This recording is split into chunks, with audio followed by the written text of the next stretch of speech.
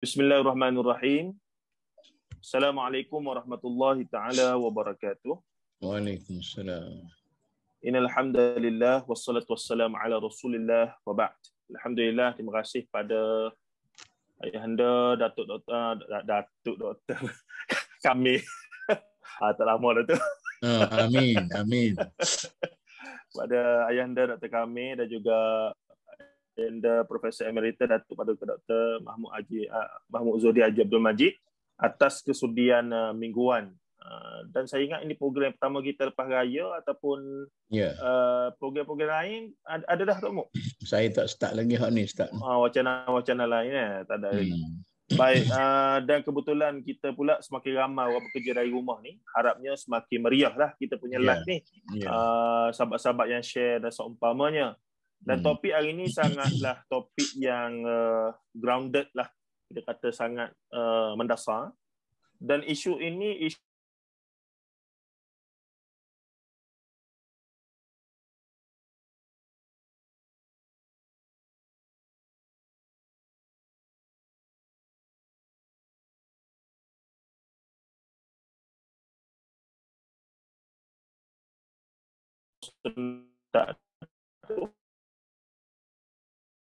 akhir hayat Nabi Adam alaihissalam.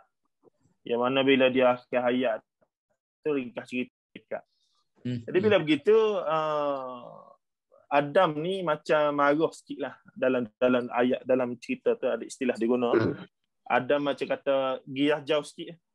Sebab kamu lah dulu kita ni di sinilah ulama bincang lah. Jadi dia guna macam istilah sebab awak dah dulu kita duduk sini ni. Maksudnya diturunkan di keluar dari syurga ni. Ada kalimah tu.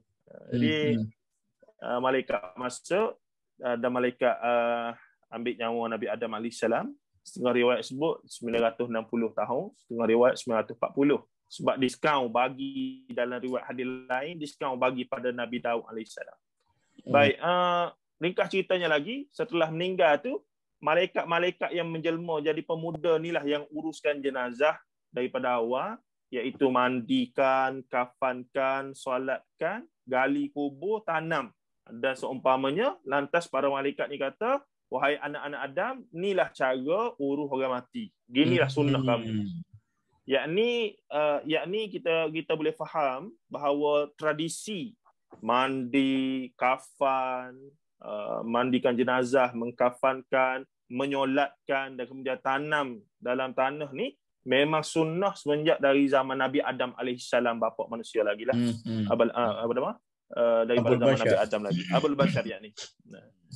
Jadi di sinilah menariknya. Kemudian kalau kita tengok tradisi sikit lagi Tok Mok, Ustaz kami, tradisi manusia tamadun ni melihat kubur ni mainkan peranan utama. Contohnya Firaun buat piramid, punya kubur.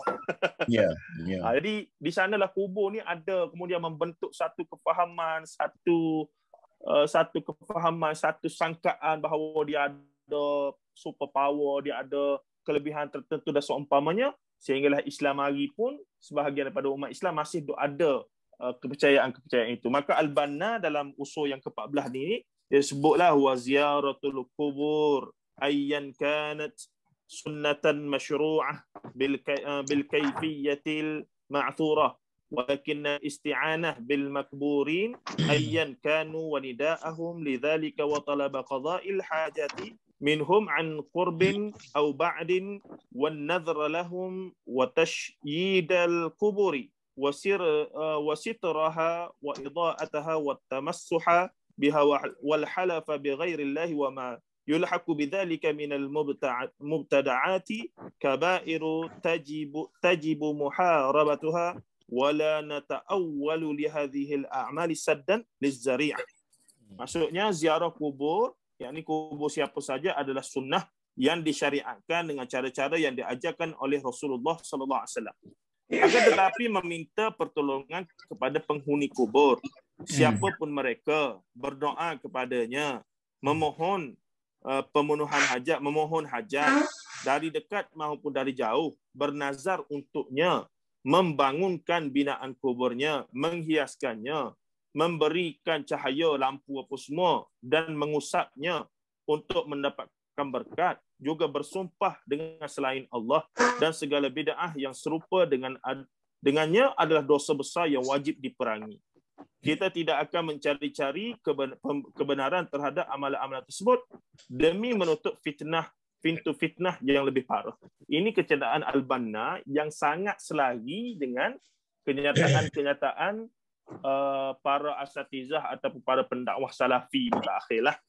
Yang lawannya adalah sufi yang lebih lembut dan cenderung untuk buat belaka benda ni atas alasan benda ni tak salah dan seumpamanya.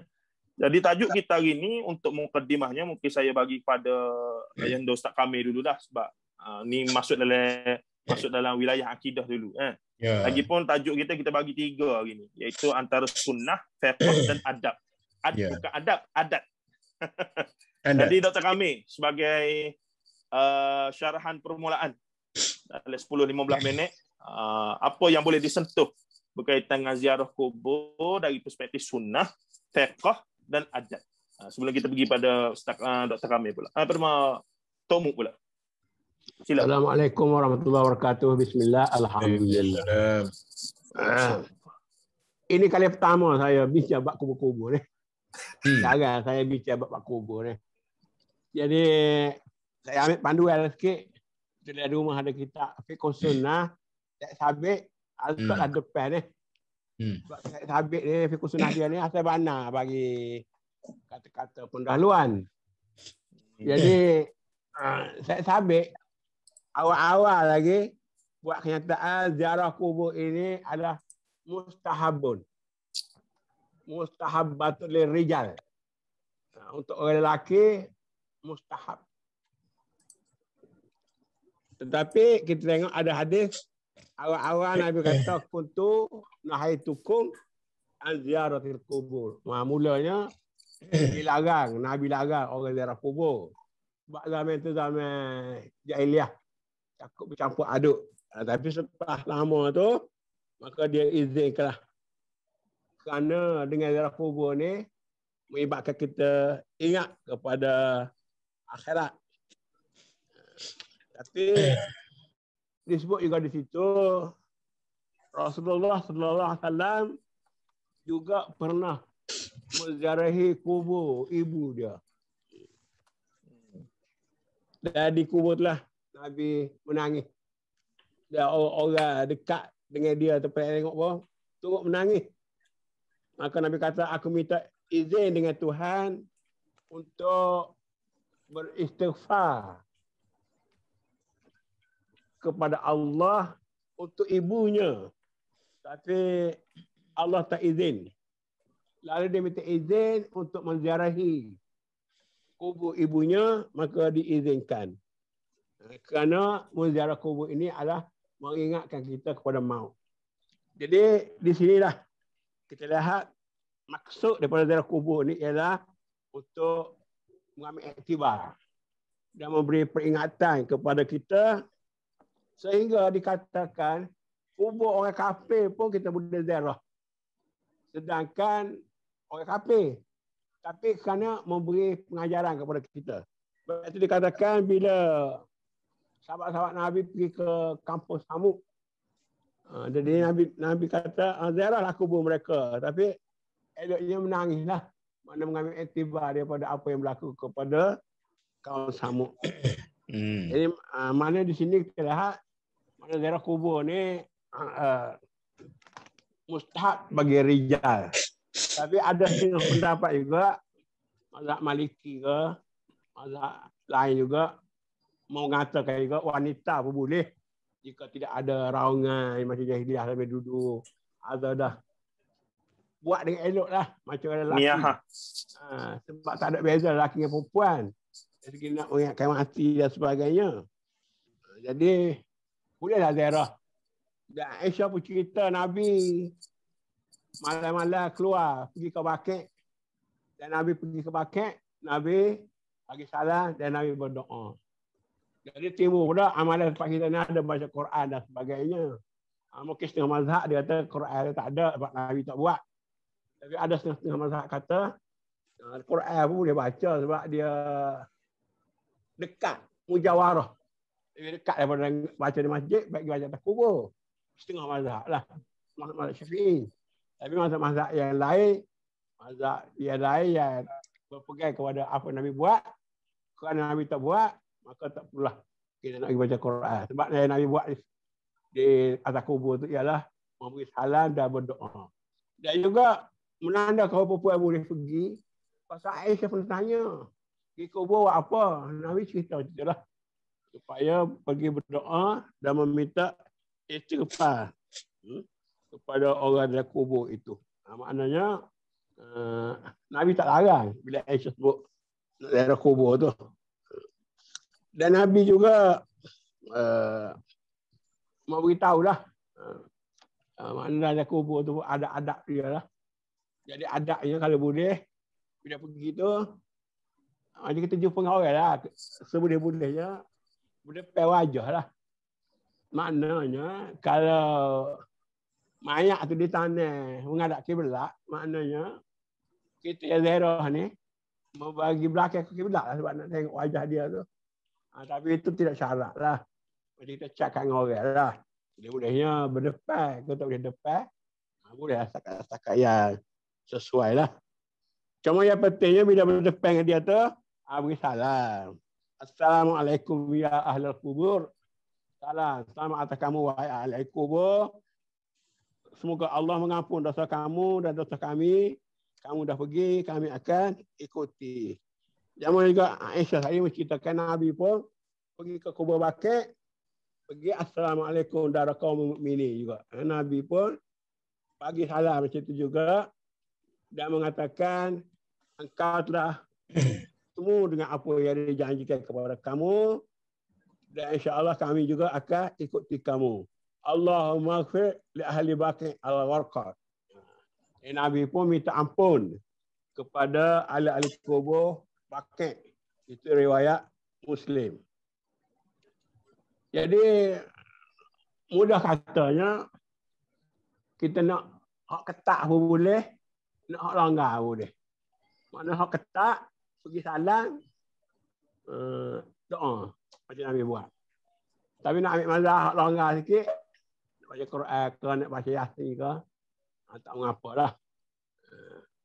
Sebab benda itu ada mazhab-mazhab yang membolehkan. Cuma apa ni?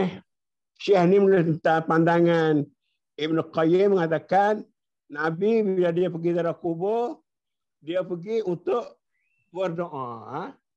Berdoa, beristighfar bagi pihak mereka itu. Dan yang penting sekali ialah berbeza dengan orang-orang kafir. Orang kafir ni dia tak nak berdoa untuk orang mati ni. Dia kata mereka pula sebaliknya nak pergi minta dengan orang mati. Ayat tu dia tak boleh. Sebab dalam amalan yang kalau kita pun tahan. Tengok saya di Mesir, kita masuk kubur di Masjid Husain. Dikatakan ada kepala kena Husain. Dia masalah kita bukan nak tawaf. Tapi kerana orang ramai tu, dia berjalan tu jadi macam tawaf juga dah. Kita nak ikut giliran dia. Ada memang ada orang tawaf pun. Kalau dia kubur Imam Syafi'i lagi teruk. Budak-budak esok nak pergi esok, dia bukan baca, dia bawa duit, dia capak ke kubur Imam Syafi'i tu, minta Imam Syafi'i bagi dia dulu. Itu jadi benda-benda yang bid'ah. Yang bimbang bid'ahnya, terutama setengah negara tu, dia pakai kucuk. Macam Kaabah lah, Kaabah tu, kita tawaf tu, menambahkan kemuliaan Kaabah tu. Tapi kalau kubur ni tak kira lah. Kubur wali ke, kubur nabi ke, kubur siapa-siapa pun, tak boleh nak pergi tawaf. Tak boleh nak pergi cium bangunan-bangunan dia tu. Sebab itu adalah perkara yang bid'ah. Dan bid'ah yang sangat-sangat diingkari. Yang wajib kita menjauhkannya dan haram kita melakukannya.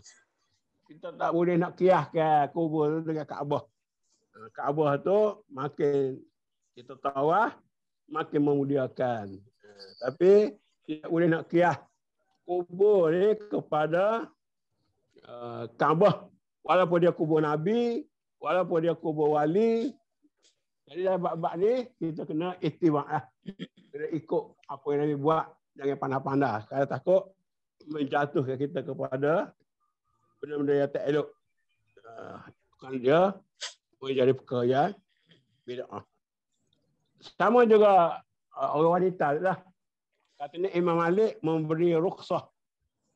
Dan juga setengah-setengah orang mazhab Hanafi dari riwayat daripada Imam Ahmad dan ramai juga ulama mengatakan wanita boleh ziarah kubur. Sedangkan masyarakat kita banyak pegang wanita yang tak elok ziarah kubur. Tapi adalah mazhab Hanafi dan juga Imam Malik memberi rukhsah. Jadi orang kata macam mana kan Nabi larang kan? Nabi larang tak jelas. Pasal pada peringkat awal tu takut campur aduk dengan perbuatan-perbuatan jahiliah. Jadi bila dah tak ada jahiliah, boleh jaga adat-adat secara yang elok, maka dibenarkanlah tak kira lelaki ataupun perempuan. Ia tak benar sangat perempuan sebab perempuan dia emosi. Takut kena menangis, duk merau macam setengah orang Arab. Atau zaman dulu pak kita kan, orang-orang Cina mati pun.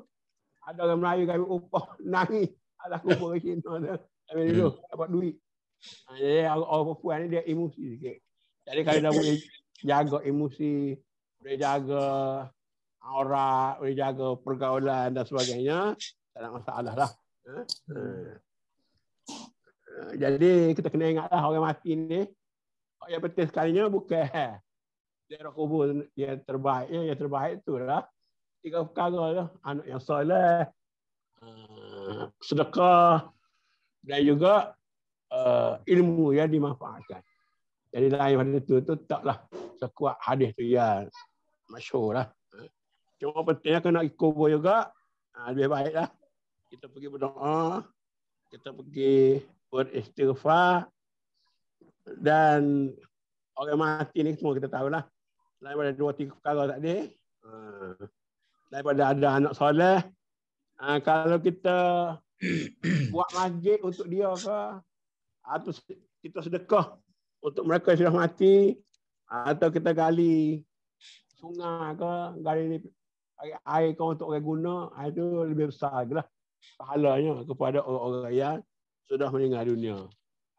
Jadi sebab itu janganlah duk berebut lagi kubur sangat. Macam masa pasal minit ni. Soalnya ialah bagaimana orang pergi kubur hari raya. Kalau dia ingat kerana hari raya tu lah, macam pahala kau besar ke, wajib pergi tak boleh lah. Tapi kalau dia pergi tu, tak ada masalah lain dia boleh pergi. Hari tu dia boleh pergi. Dia ada kesempatan masa lain dia duduk Kuala Lumpur tu, masa klik raya tu, ada masalah. Nak pergi menarak, tak boleh menganggap macam kita hari raya pergi ziarah. Kalau kerabat, maka kita pun nak pergi ziarah. Orang ahli kubur tak boleh lah. Tapi kata tu yang masa ada innamal a'malu binniat. Jadi kita buat dengan cara yang betul lah. Jadi saya mudah situ ya. Bagi Datuk mudah dia orang lebih. Cuma tadi bila Rasulullah pergi ziarah Baqi', seingat ana lah tidak dijelaskan Rasulullah ziarah kubur-kubur yang spesifik. Maksudnya Rasulullah pergi secara umum lah. Kita tengok orang mati umum gitu. Tapi lah masa sama adalah riwayat yang Ustaz sebut tadi pun bahawa Rasulullah ziarah kubur mak ayah dia. Yang mana adalah kubur spesifik yang kita boleh ziarah tu. Yani macam kita orang tok nenek kita meninggal apa semua tu. Jadi menariknya Rasulullah tu di Baqi' tu tidak dinyatakan dia ziarah kubur pak saudara dia ke, tapi pak saudara dia tidak Islam. Abu Talib tu, Abdul Muttalib. Yani Abu Talib. yakni isteri dia tidak dijelaskan dia pergi ziarah Khadijah ke apa semua. Wallahu alam, mungkinlah dia pergi ziarah Khadijah apa semua. Cuma tidak dinyatakan dalam hadis itu secara jelas.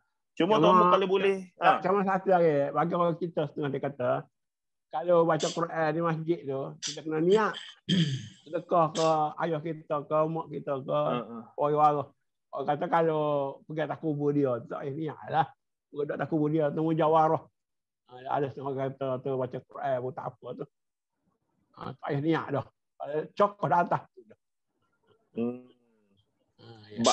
Bak niat ni pun tak selesai lagi kita ni. Ya. Talafus niat dengan niat ada pun satu. Tapi tak apa lah kita. Mula. Tomuk pula ada tambahan lagi ke? Ziarah kubur berkaitan dengan kalau tajuk kita ni kita nak dari sudut sunnah, fiqh dan adat. Jadi nak cari keserasian. Yakni sebab adatnya pun ada juga. Tak boleh nafi tu ada tu. Dan adat ni sebahagiannya memang kita nampak tak boleh terima lah dari sudut kaedah kita. Tapi ada yang masih lagi ada toleransi ataupun boleh terima dari sudut kaedah-kaedahnya itu. Tapi dalam masa yang sama, kalau boleh kita naklah tepat dengan sunnah. Yang dari sudut fiqh dia, sunat lah dapat pahala. Tak kena harus saja. Di mana harus tu, kalau kata ulama haruskan, maka kita tahulah harus tu tak boleh apa-apa lah. Kena cara. Tak kena cara, tak ada apa-apa. Jadi kalau boleh nak sunnah, kok sunnah. Jadi Tok Mu tengok lagu mana tu? Boleh kita harmonikan perkara tersebut. Ya, Bismillahirrahmanirrahim. Dia, saya rasa pertama sekali maksud asal bandar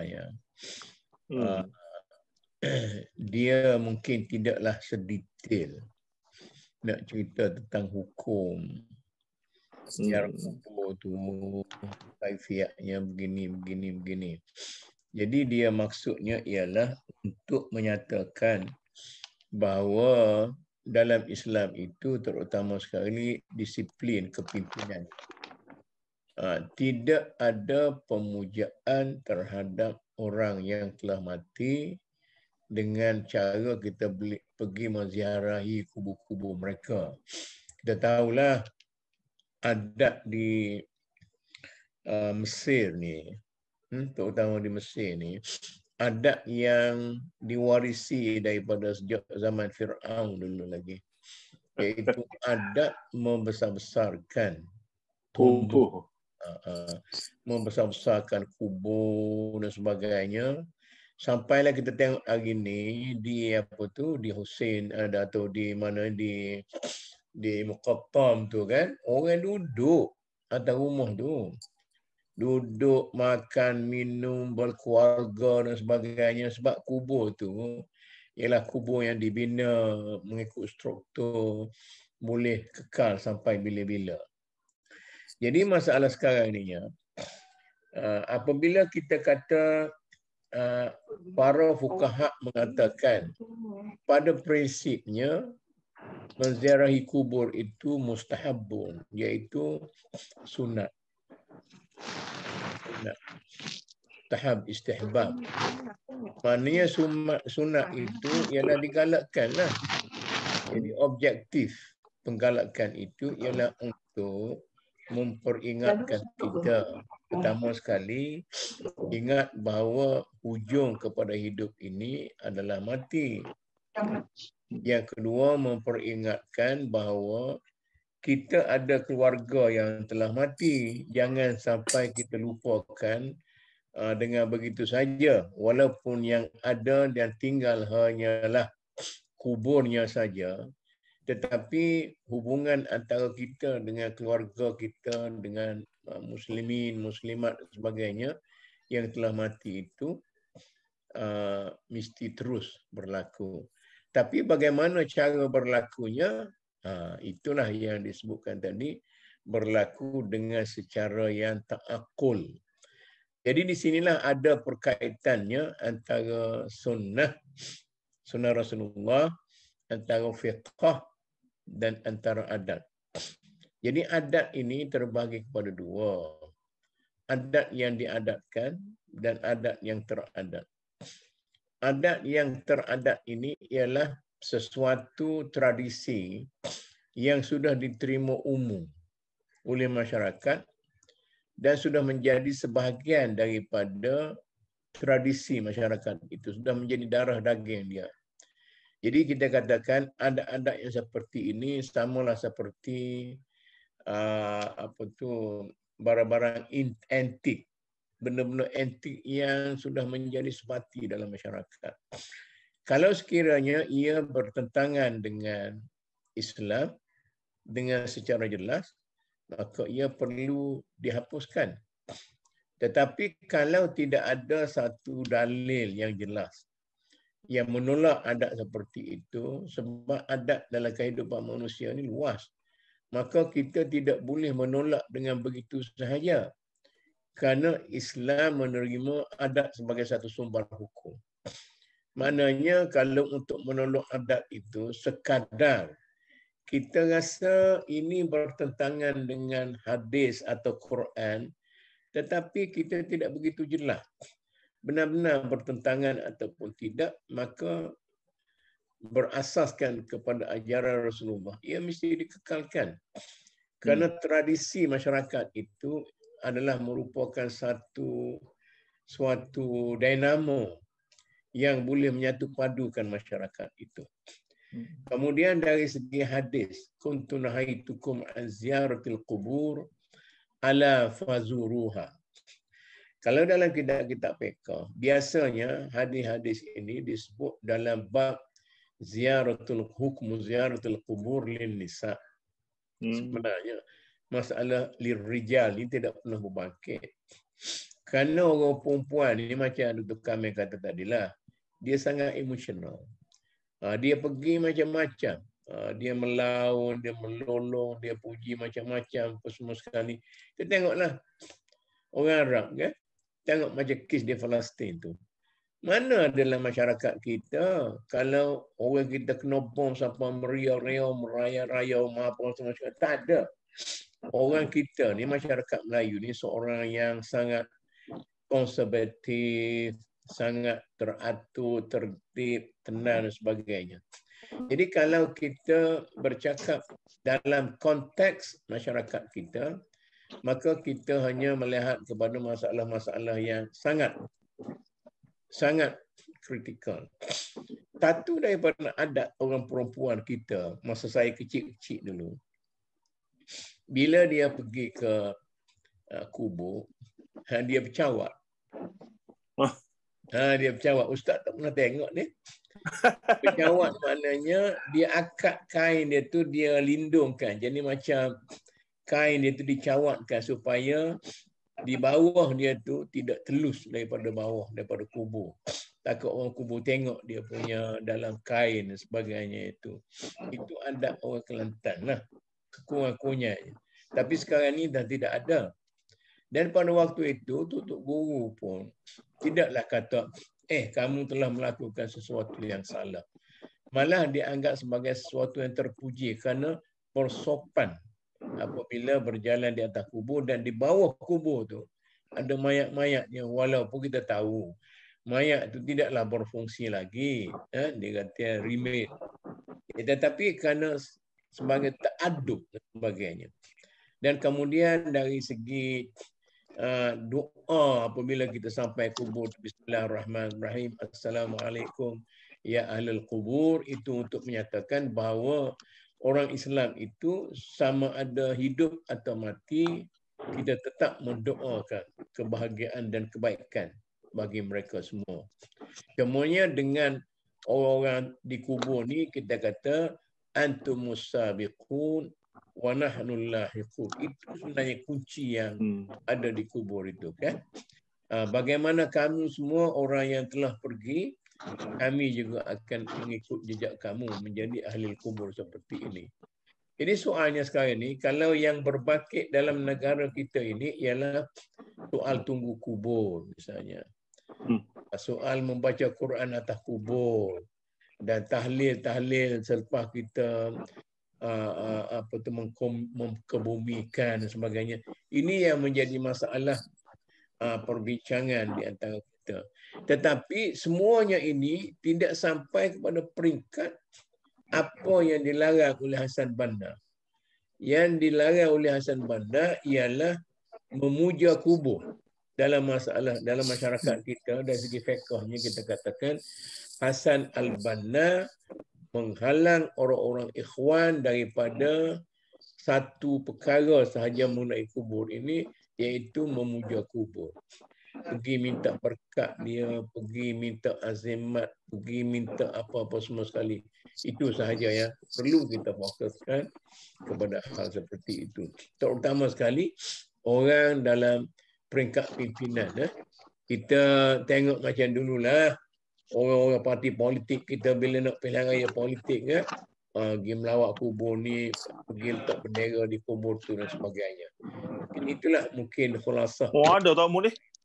Oi, bapa tak ada. Hak kena bunuh di raut tu kan. Apa tu pandi apa tu. Orang tu utama sekali. Mona Fendi. Mona Fendi. Saya nak mengupak orang UMNO ni. Dia orang UMNO ni dia Melayu kan.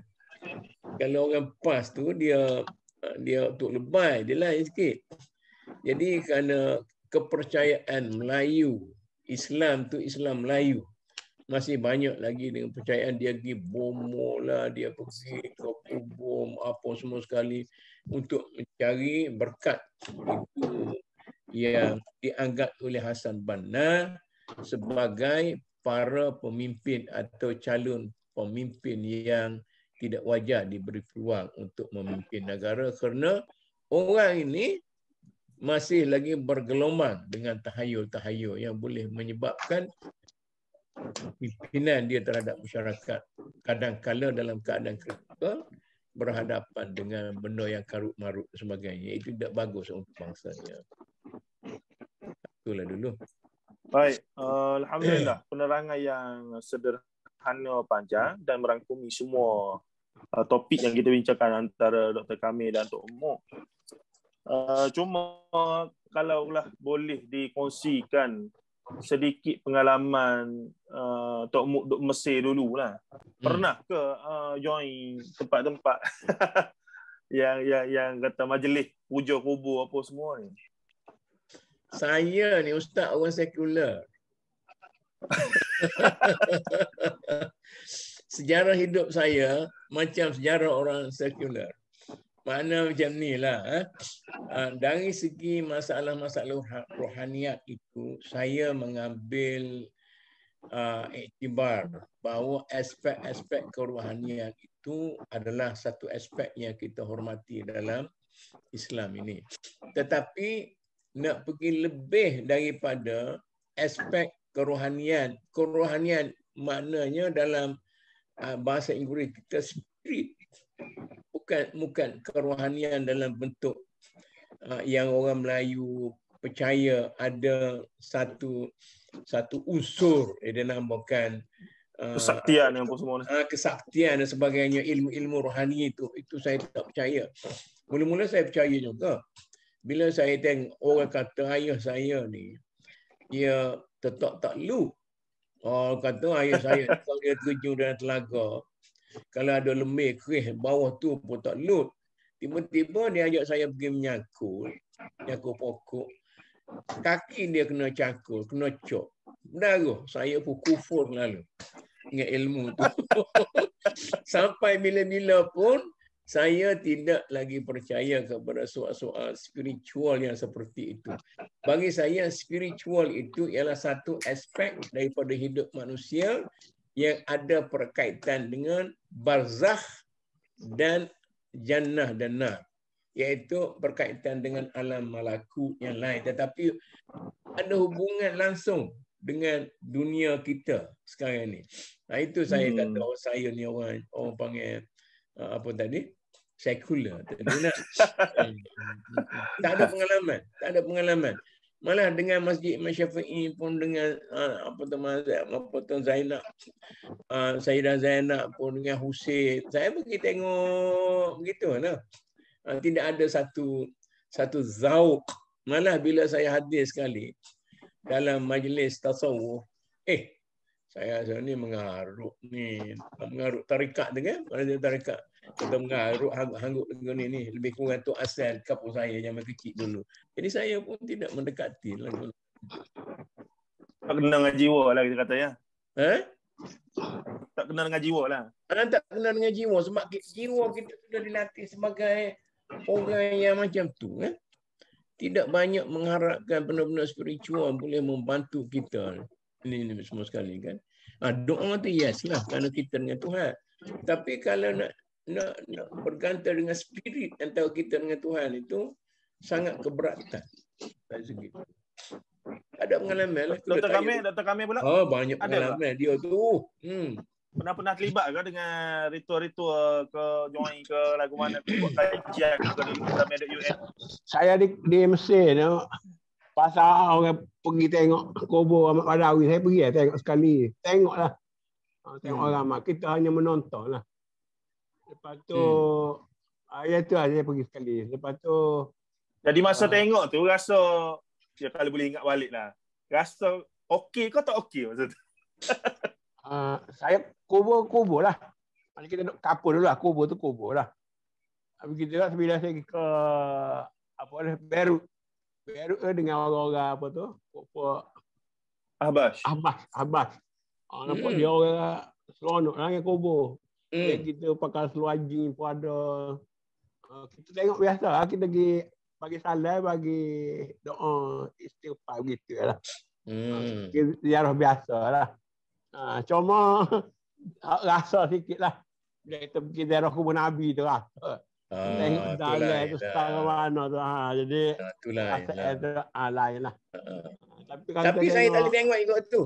Orang-orang Pakistan, India tu sampai nak tinggal kubur Nabi tu pakai hundu satu umur tu kata melarang. Yalah. Mana kita ziarah biasa lah. Biasa lah. Kau ambil baca lah. Takat ingat baca Quran Allah gitu. Tak ada benda spiritual sangat lah. Biasa lah. Muka kita orang biasa lah. Saya nak cerita ke Ustaz kita lah, Ustaz Dr. Kamil ni. Mungkin ada kesan pendidikan zaman muda. Saya masih ingat antara benda-benda yang memberi kesan besar ialah saya muda-muda dulu, ayah saya kata kalau mu nak duit pergi noreh lah. Dia didik itu.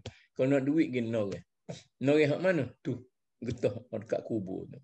Jadi kita pergilah menoreh. Jadi antara menoreh dengan memung susu tu ada 1 jam kita kena berhenti. Tempat saya berhenti di mana? Tidur atas kubur. Jadi kubur tu tempat saya tidur, bernahat, tunggu nak pungut susu getah tu. Jadi atas wakaf dia lah, atas gerar dia. Duduk atas tanah tu. La ilaha illallah. Atas tanah tu. Kita hafal kain semutar tu kan. Masa tua umur 15, 16. Dia ada tanah tu kak. Tajuk Ustaz Kamil masa tu. Dia nak manja. Tajuk Ustaz Kamil masa tu. Lepas tu kubur Badawi apa tu ditonton tu apa tu? Badawi. Badawi pergi juga. Ahmad Badawi. Pergi juga tapi tak ada feeling sangat. Lepas tu di Ahram ni saya bukan saja pergi tengok luar tu, masuk sampai ke dalam. Di mana Ahram? Sampai ke dalam dalam lubang. Piramid. Piramid. Dalam piramid tu masuk dalam bala lubang. Awak tak masuk ke? Saya kajian awak masuk apa semua kali. Saya masuk. Masuk ke dah? Masuk dalam tu tak ada feeling dengan benda-benda macam tu. Jadi macam Tuhan tidak memberikan satu emosi. Itu kalau cerita tentang emosi tu. Tu key point dia emosi tu. Ustaz. Saya nak cerita pukul 11 malam. Ini cerita peribadi saya. Pukul 11 malam orang telefon cerita abang ipar saya meninggal dunia. Pukul 11 malam orang telefon. Lepas tu saya bangunlah. Lepas tu isteri saya kata apa? Kata ada cerita mengarut apa semua sekali. Saya tak nak bagi dia tak indera tidur tu. Pagi besok baru saya boleh oyak. Boleh tahan ke? Orang cerita abang mati tak oyak ke bini sampai pagi besok sebab saya katanya tidak ada kerja dah malam tu. Jadi itulah saya jenis manusia macam tu. Oleh kerana itu saya tidak ada feeling yang kita katakan macam tu. Itulah. Bila Tok Muk dengan Dr. Kamil sebut pasal Syekh Badawi di Tonto tu. Tonto ke? Tok Iskandariah? Tonto. Saya ingat baca buku kecil Qardawi, Bid'ah wa Sunnah wa Bid'ah tu. Dia sebut pengalaman dia masa muda belasan tahun, dia mengaji dengan seorang Syekh Sufi yang alim mazhab Maliki. Ke Hanafi, tukar dua tu. Jadi mengaji sampailah masuk bab zakat. bila masuk bab zakat ada bab korban, bab ibadah korban. Jadi bila Syekh tu mengajar ni, dia kata, dia ceritalah rukun-rukun korban apa semua begitu begini-gini ni. Tapi sudahnya khulasahnya dia kata, namun bagi kita orang sufi, benda-benda tu tidaklah menjadi keutamaan pemberat pada kita, begitulah. Jadi Qardawi yang muda pada masa itu telah bangun dan tak setuju. Qardawi kata, Syekh, sedangkan aku tengok bila mari hari haul Syekh Badawi, kita semelih bukan banyak kambingnya, untanya apa semua untuk sebagai meraihkan haul Syekh Badawi tu. Tapi bila mari bab korban yang betul-betul sunnah, yang jelas pahala, dalil dia apa semua, tiba-tiba mung kata benda tu tidak diberatkan bagi orang sufi macam kita. Jadi di sini Qardawi apa dia tak setujulah. Jadi fakih dia ni lebih muda, fakih dah lah. Jadi bila tak setuju tu, Tok Syekh dia ni tak boleh nak jawab benda tu. Hambak dia tu. Dia sebut dalam buku dia tu. Jadi Syekh dia hambak. Dia kata bila ditanya soalan begitu, apa keutamaan dibuat perbandingan tu, Syekh tak jawab. Halau Syekh Qardawi. Jadi Qardawi kata, memang aku fikir memang tak kena. Awak lagu mana? Jadi dia berpengalaman tengok benda-benda tu dah seumpamanya dan membentuk. Barangkali suasana Mesir ni sangat-sangat, tapi sampai sekarang pun kalau ikut maklumat dapat daripada sahabat-sahabat masih kuat lagi sebenarnya. Dia benda tu benda yang dah jadi satu tradisi yang ni lah. Emosi dia tinggi. Tidak macam orang Melayu kita. Itu yang Hasan Banna ingat. Maknanya kamu Kata kami nak cakap ke tu? Tak pasal ke tu mikrofon. Tak dengar tu tak dengar tu. Unmute. Dalam buku autobiografi dia yang 3-4 juzuk tu, dia cerita. Dia tonton tu. Ibnu Qaryah tu. Ibnu Qaryah tu. Dia tonton tu kalau Haul Mat Badawi tu dia macam perayaan besar lah. Raya lah. Dari perayaan dia ada juga masuk judi dan sebagainya. Bagi dia mengarut lah. Perayaan lah. Lepas tu dia perayaan rakyat dipanggil. Lepas tu habis itu pergi ke Ibrahim Dasuki punya pula. Jadi Qardawi dalam bab tu dia tolak apa ni cara tasawuf yang melampau lah. Anak nampak dia yang tasawuf tu satu. Cuma di sana sentiasa benda-benda begini akan ada orang ambil kesempatan. Khususnya orang nega. Anak nampak bila demo ni duduk support untuk buat nego, buat keluar produk, boleh nego, orang ramai, apa semua. Jadi benda tu jadi meriah, lagi suka. Sebab akhirnya boleh buat utuh. Macam pilihan raya lah. Bila ada PRU, PRK. PRK. Perniagaan itu mengeksploitasi emosi masyarakat. Itu yang masalahnya. Dari segi takrim, menghormati itu, betul lah. Kita hormat betul-betul spirit tu. Tapi bila dia ada apa kita katakan eksploitasi itu, mungkin itulah saya tak berapa ada zauq tu. Tomo tadi sebelum tu, Tomo ada nak ulah benda tu. Tertinggal potong dengan Ustaz Kamil tadi. Apa dia tu? Ada ingat lagi tak? Saya nak sebut tu lah. Orang Mesir ni emosinya tinggi. Kadang-kadang dia melakukan sesuatu perkara tu di luar daripada logik akal, walaupun dia cerdik.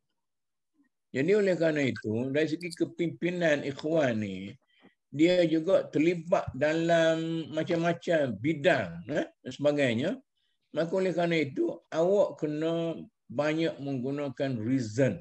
Jangan banyak menggunakan emosi. Dari segi salah pergi kubur, salah pergi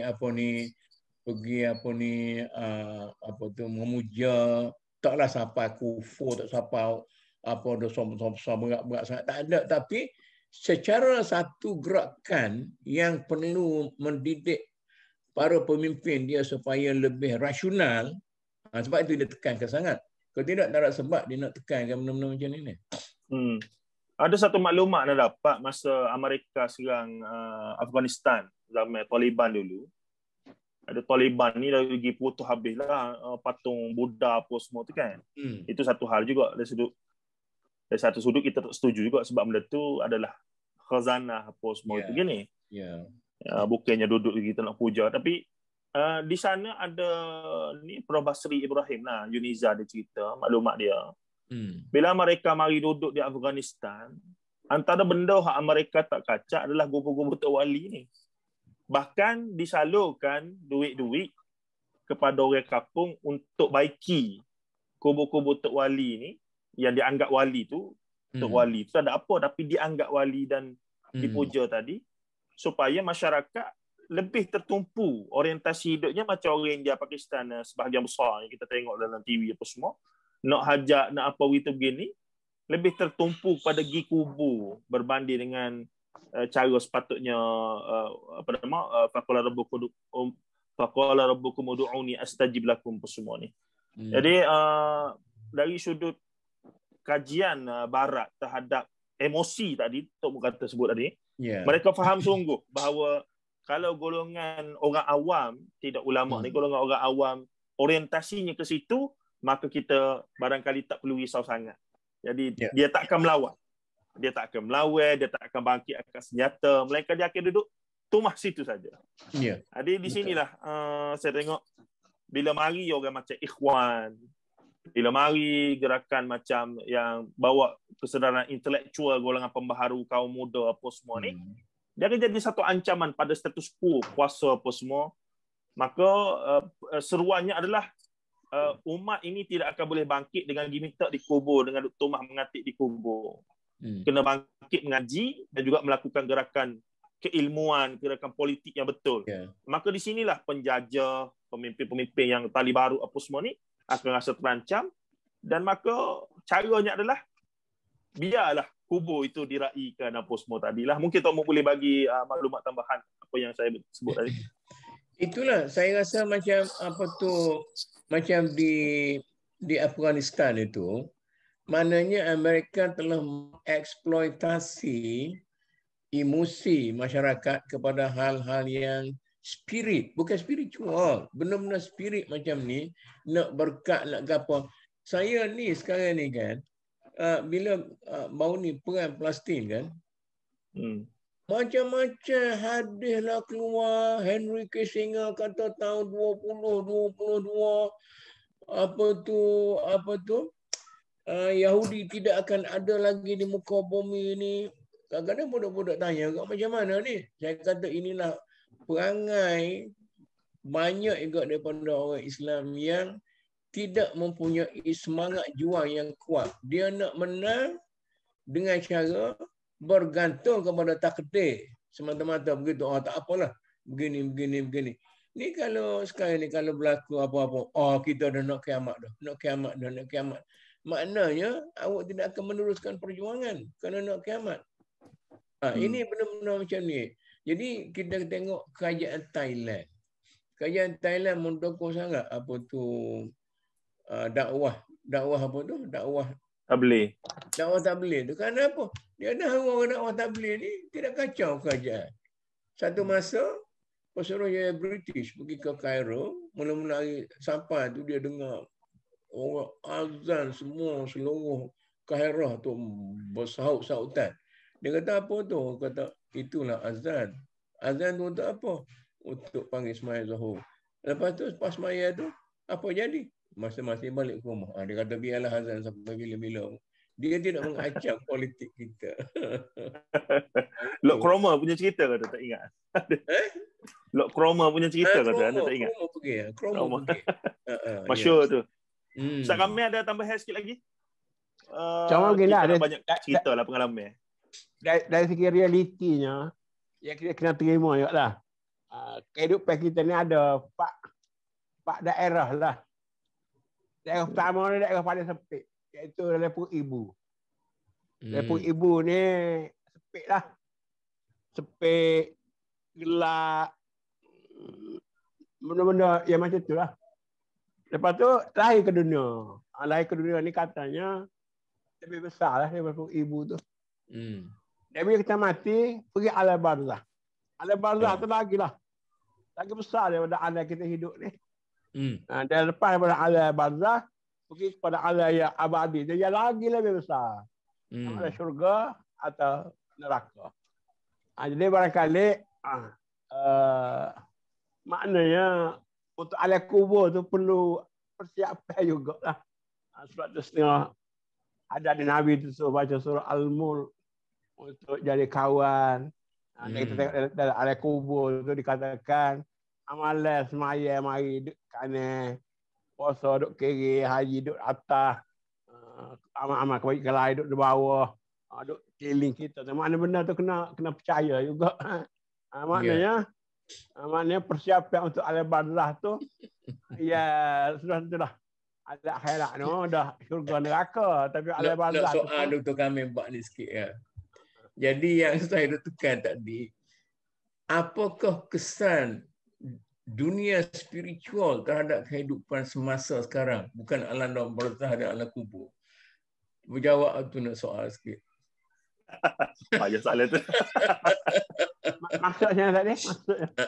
Maksudnya perkaitan antara spirit dan spiritual terhadap kehidupan kita duniawi sekarang.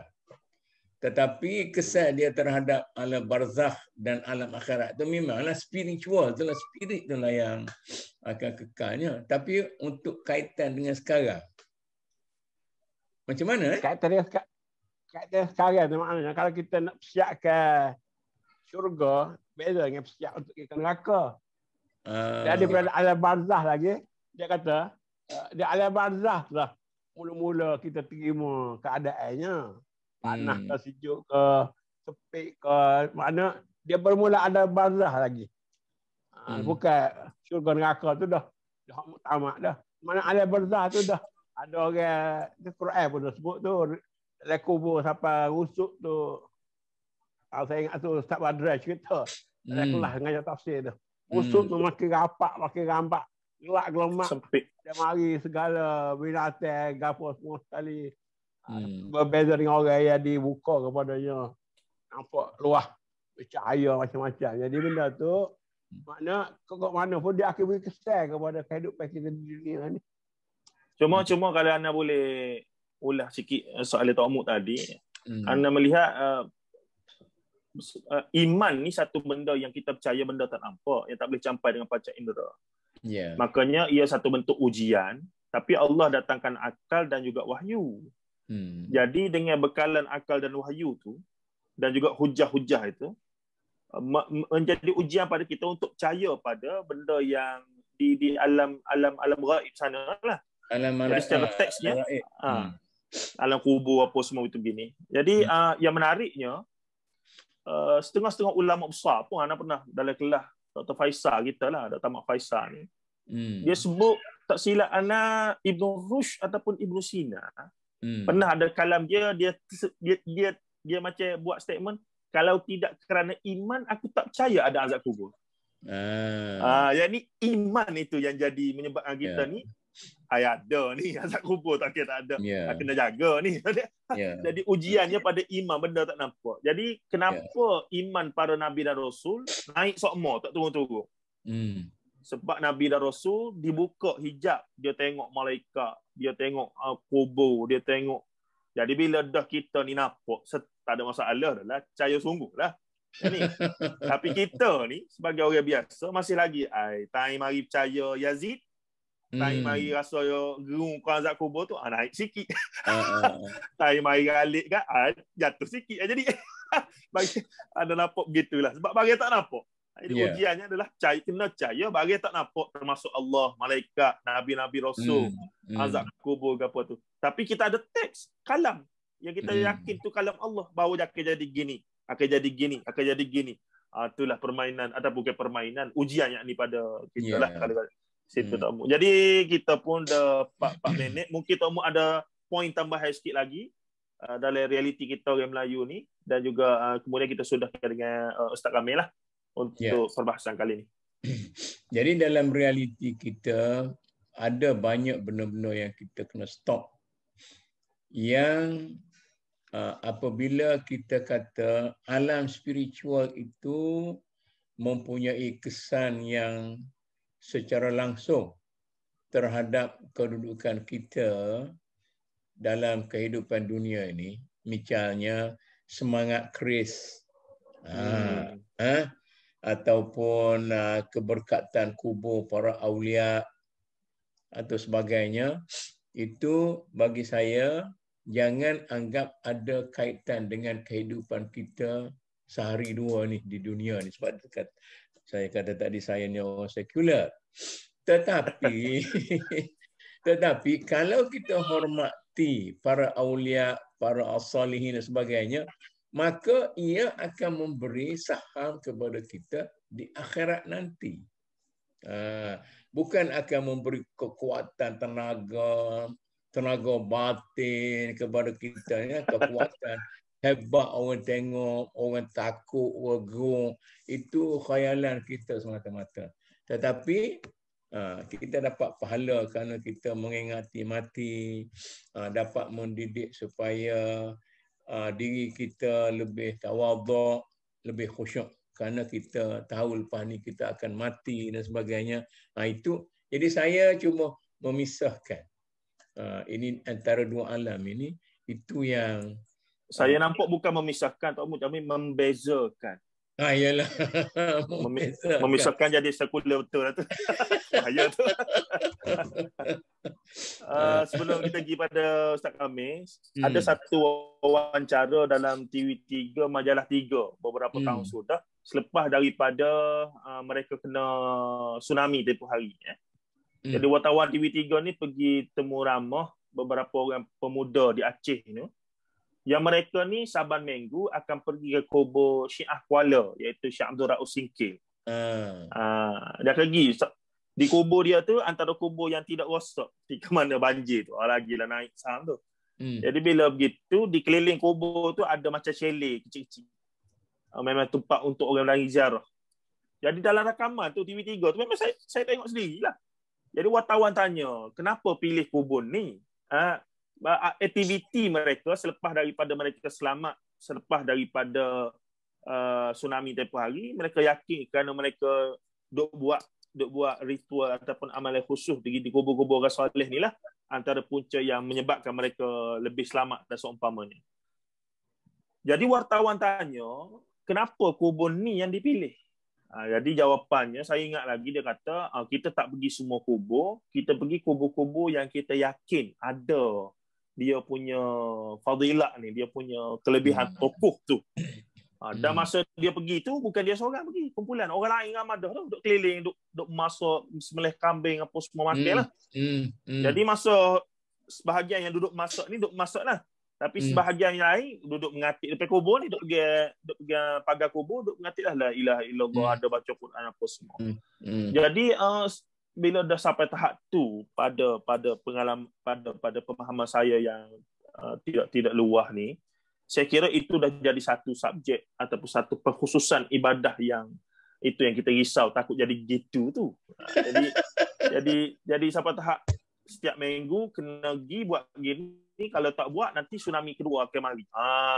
Jadi meletakkan atas batai tubuh, atas batai zahir kubur tu untuk minta untuk apa semua. Jadi benda-benda begitulah yang kita minta sangat tak jadilah. Cuma di Malaysia ni, kalau Ustaz Kamil Datuk perasan, di sana ada usaha oleh sebilangan ustaz-ustaz juga membawa pakej ziarah macam ziarah Mekah Madinah tu, tapi ni dia buat pakej ziarah ke kubur-kubur Wali Songo di Indonesia.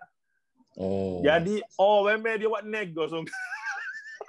Tapi kalau sekadar pergi melihat melancong tak apa.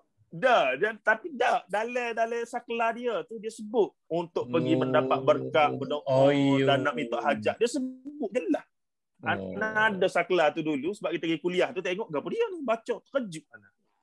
Dan bila orang pergi ziarah dengan niat nak minta begitu tu, anak kata ni dah sekadar nak pergi ziarah untuk tahu untuk tahu sirah apa semua tu, ziarah kubur Firaun pun tak apa, tak ada masalah. Yalah.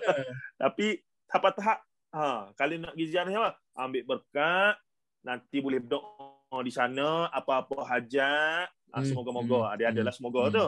Semoga-moga dimakbulkan. Jadi di situlah saya rasa benda ni sedikit kita kena tegah lah. Macam mana Ustaz Kamil tu sebagai penutup ulasan tu? Benda spirit ni benda kita tak nampak. Tapi kita tengok macam ni lah kita sebut. Pertama, dari pun ibu tu, ada orang makan nasihat. Ada orang bayi tak sihat. Ikut vitamin. Dia akan berkesan bila dia lahir ke dunia. Jadi benda rohani macam juga. Nabi kata bila jimuk tu, kena baca doa. Beza dengan tak baca doa. So, anak-anak kita pun ada hak jenis hati lembut, ada hati keras dan sebagainya. Kemudian daripada dalam dunia ni juga, dia terbagi dua lah tadi. Bila dia dididik dalam perut tu, bila keluar ke dunia ni, ada jadi jahat, ada jadi baik, ada rasuah, ada tak rasuah, ada suka ibadat, ada tak ibadat. Dan benda tu akan berkesan pula kepada itu adalah bentuk yang agak diberi gambar yang macam-macam lah. Marobuka wa manabiyuka mari ular mari. Saya ingat itu cara Nabi nak gambarkan lah. Kita tak tahu senang macam mana bentuk-bentuk azab tu. Badan kita dah gepuk dah, dimakan ular dan sebagainya, jadi tanah dah. Tapi yang berlaku dalam alam barzah tu, kita tak tahulah. Banyak tu ada hadis benda yang baik. Dan benda itu juga akan berkesan kepada yang akhir sekali pergi ke syurga atau pergi ke neraka. Mana alam kubur ni tak boleh dipandai acting juga lah. Itu jelas tu, jelas. Kalau kita buat interaksi dengan dunia kubur ni, kena rasional, kena ikut sunnah, jangan duk heka. Jangan jadi bodoh dan bodoh ke orang lah. Saya teringat jenaka ni, boleh kat jenaka boleh. kan? Boleh. Kita pergi Mekah kan, pergi Arafah tu, nak Jabal Rahmah. Jabal Rahmah ni, dia kata nak Jabal Rahmah tu, kita niat apa saja, dapat. Ramai. Jodoh lah, jodoh. Duk kata naik dok anak bini dua, tak bui isteri dia naik. Isteri dia tak bui dia naik, takut makbul surga. Itu maksudnya ada kesan. Ana dalam kuliah nak sebut Jabal Rahmah itulah jadi masyhur kata tempat makbul doa sebab Nabi Adam jumpa dengan Hawa situ. Sahih tak sahih tu sebenarnya tak sahih pun. Cumanya masyhur tu. Jadi ana kata bila pergi tu tengok moci-moci ni tua dah ni, pocik-pocik ni. Panjat tu nak sampai atas tu sejam juga nak sampai dia kata. Ya betul. Tapi usaha. Pergi duduk kata puan cik. Doa jodoh apa lagi umur 7-80 dah ni. Dia kata tidak doa apa saya, anak cucu kita lah. Jadi kita katanya baiklah doa dalam Masjidil Haram, tempat memang fadilatnya jelas. Jadi dia pergi ke bukit tu lagi. Satu. Yang kedua, bila Dr. Kamil sebut pasal nikah tadi, jimuk tadi, kalau kita ingat kitab Jawi ni, bukan Tajul Muluk ke apa-apa. Hak jenis ada petua-petua. Tajul Muluk. Maka antara petua-petua ni adalah dikatakan hari-hari bulan-bulan dalam Islam ni, ada hari Maulid, ada hari tak Maulid. Which is sebenarnya macam, tapi sebenarnya dalam Islam tak ada belaka dia serupa. Cuma dibahagi-bahagikan itu. Jadi ada sedikit macam persamaan macam orang Hindu lah. Hari ni tak comel, bulan ni huduh, bulan ni. Jadi bulan Safar kita tu, bahawa bulan Safar adalah bulan nyakit. Saya ingat ada satu video ustaz mengajar ni, kitab mana tak tahu. Tapi dia mengajar sungguh lah. Dalam kuliah lah. Dia kata siapa yang bersama dengan isteri mereka pada malam bulan Safar. Kalaulah lekat anak malam itu, maka lahir anak akan jadi gila, akan jadi bengong, akan jadi la haula wala quwwata illa billah. Macam mana dia boleh? Tapi balik pada bila orang kita dulu ni, dia tengok satu kitab terbitan tulisan Jawi, pada sangkaan mereka itu adalah rujukan muktabar lah. Walau kadang-kadang tulisan itu berbentuk catatan-catatan petua-petua sahaja. Tapi bila bercampur aduk ada ayat hadis, maka dia anggap segala benda ada letter tu begitu sekali benda petua yang dianggap macam tinggi lah nilai dia macam Quran hadis. Itu jadi masalah dan dipegang oleh orang tua kita dulu tu. Jadi bila nak betul balik tu, mok Tok Nenek Anas sendiri pun mok kita pegang tu tak mok. Nak naik rumah, jangan kalau boleh hari Khamis lah, hari Molek. Jadi dia ada pegangan dia tafsir dia lah. Gini. Kita ngaji kita kata tak ada benda lagi. Jadi dia sebelum tahun 59 ada tiap-tiap bulan Safar dia ada upacara tolak bala. Hantar bala. Itulah di BCB tu kan. Dia kau mau tengok tu. Ustaz kami dah tengok tu. Sempatlah kita 59 tu dah besar dah. Ada satu video RTM buat dokumentari. Kalau jumpa anda forward balik ke Ustaz kami atau dia buat dokumentari berkenaan dengan festival mandi Safar ni lah. Di Melaka masa tu. Di Tanjung Kling tu. Di Melaka. Kuat benar tu. Kemah molek dengan berjoget apa semua. Lebih bagus tu. Kata padai pun, tapi katanya antara orang yang bertanggungjawab cuba untuk menghilangkan unsur-unsur ini atas nama tradisi budaya. Zaman Datuk Seri Anwar Ibrahim jadi Menteri Pendidikan lah. Dia katakan dia cuba menghapus secara hikmahnya. Taki-baki slow sehingga tak ada dah benda tu dalam buku apa semua hari ni. Begitulah. Jadi menarik hari ni Hana sengaja bawa perbincangan lebih daripada pengalaman itu supaya pada pendengar tidak rasa berat lah. Sebab tajuk ni kalau nak kiranya berat sangat ni. Tinggi pada akidah apa semua. Jadi terima kasih akhirnya kepada ayahanda Ustaz kami atas komitmen bulanan. Kita ada 5 siri lagi, insyaAllah kita cuba settlekan, selesaikan 5 siri lagi. Dan juga terima kasih banyak-banyak kepada Ayahanda Profesor Emerita Datuk Paduka Dr. Mahmud Zudi Haji Abdul Majid, hafizahumullah ta'ala kedua-duanya. Semoga Allah Ta'ala jaga. Ni musim-musim kena hurai lah tubik tu dua-dua tu. Bahaya sungguh ni, tak tahu mariman tu. Bahkan kita nak terima anak cucu tu pun kadang-kadang risau juga kalau mereka ada kontak di luar kan. Tak seumpamanya banyak lah. Anak bercakap macam ni sebab Zaujah ni memang duk jaga frontliner yang mula-mula terima orang yang datang swab sebab dia sister di emergency PPUM. Jadi learning ni memang balik malam tok muk balik pergi siang balik malam tak tahu hari kan. Memang emosi pun tak stabil. Memang balik dia hoha-hoha pun kita senyum. Ya. Dia buat apa? Betul. Tak buat gana lagi. Tak boleh kira dah kita kata. Ya. Trauma. Reda je lah. Tapi nak katanya memang tertekan lah. Memang tertekan. Frontliner kita memang sangat tertekan. Itu kalau dapat ni lah. InsyaAllah. Baik, masih insyaAllah kita sambung lagi pada minggu depan pada masa dan tempat yang sama insyaAllah. Sallallahu alaihi wasallam Muhammad wa ala alihi wa sahbihi ajma'in. Alhamdulillah rabbil alamin. Assalamualaikum warahmatullahi taala wabarakatuh. Waalaikumsalam warahmatullahi taala wabarakatuh.